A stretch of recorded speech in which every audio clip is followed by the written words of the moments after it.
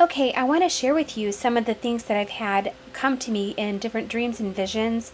Some are real quick, some were just flashes that I have seen, but there have been a couple of different times where I have had Christmas themed dreams and visions.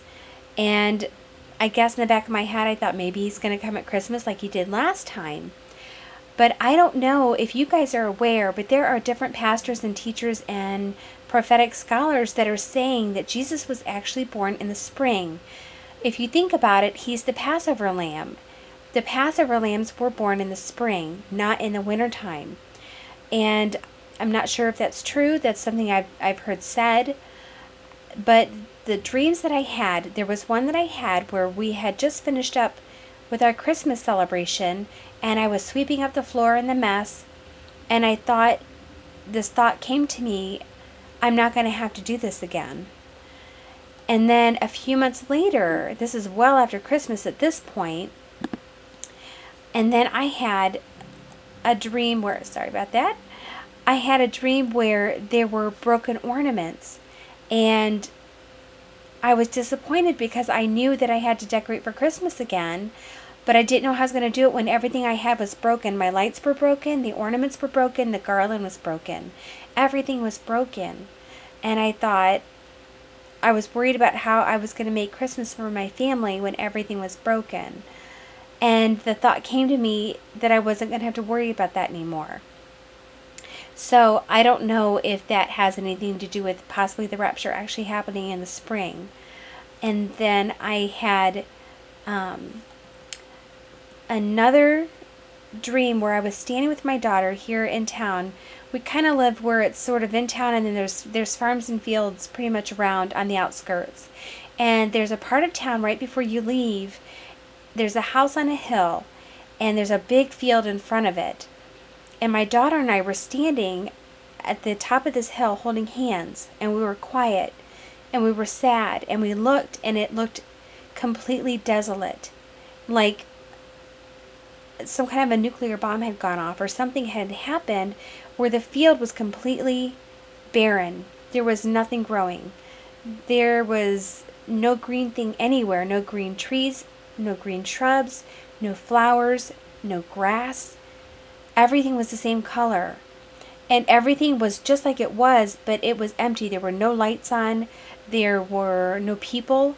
But especially it was quiet. There were absolutely no children. And where we live, there's a lot of children. But there was not one child. And off to the side was a swing set. And we could see the swings kind of drifting back and forth in the breeze. And it was just silent. There were no kids anywhere. And it was such a hopeless and sad feeling that had come over me that when I woke up, I was actually relieved that it was just a dream. And then, this is interesting because this happened before Hurricane Sandy had come and hit the East Coast. I had a dream that I saw Jesus' face right over this eastern side of the United States. And he looked over towards the Atlantic Ocean and he said, "Storm." Very serious and very stern and concerned. You could see the concern in his eyes, but there was also, it was a done thing. There was nothing that was going to change his mind. It was coming. And I know that hurricane had come, but I feel like it was for something yet to come. And I'm still praying on that. So there's just a lot of different things that I've had that, real quick, real short, I just wanted to include a couple of clues that he's given to me. And I just wanted to put those out there and share those with you. Maybe you'll have more of an understanding of it than what I've got. But I believe that, especially with the fields, that there's coming a time when the church will be gone and the Holy Spirit will be taken out of the way and the evil one's going to come and the ground is not going to be fertile. And if you think about the parable of sowing the seeds, you've got the different scenarios where either the seed was snatched away from the enemy, or it wasn't fertile soil to begin with, or it was trampled down with the cares and the concerns of this world, or it took root and it grew. And I think the environment that's going to happen as soon as the rapture happens, it's going to be very, very, very, very difficult for those that are left behind to be able to allow that to grow, but God will prevail. And I do believe that people will be saved, but it's going to be hard. And what he paid for with his life, him dying on that cross and taking our place, that's what we deserved.